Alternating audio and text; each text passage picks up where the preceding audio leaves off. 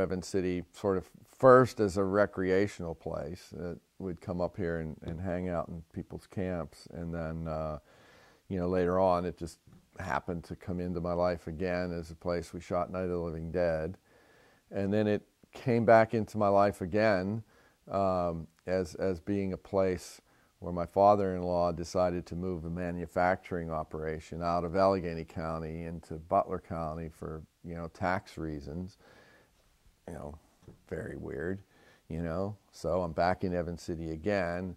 And then I was commuting back and forth, and that was getting old. And I decided to start keeping an eye out for a place to live up here. And I found, in 1972, I found a 62, 3-4 acre farm on top of the hill, and decided to buy it. And so I've owned it ever since. And then I rented it out and left and went and had a career in New York and Chicago and Boston and San Francisco and LA.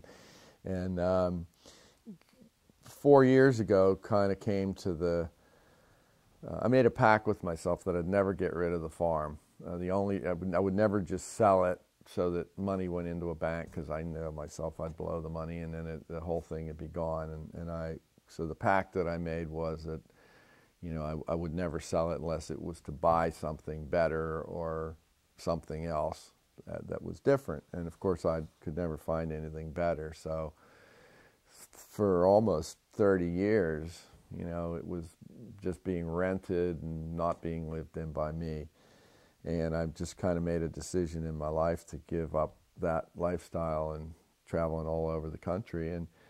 And it couldn't have been, that whole thing couldn't have been more perfect, because I came back to Evans City again. So I've been back to Evans City probably about 5 or 6 times in the course of my life. So, I think I finally might have gotten it in my head, this is the place I'm supposed to be. And I have no complaints about it, none whatsoever. It's always been a hugely hospitable place to me.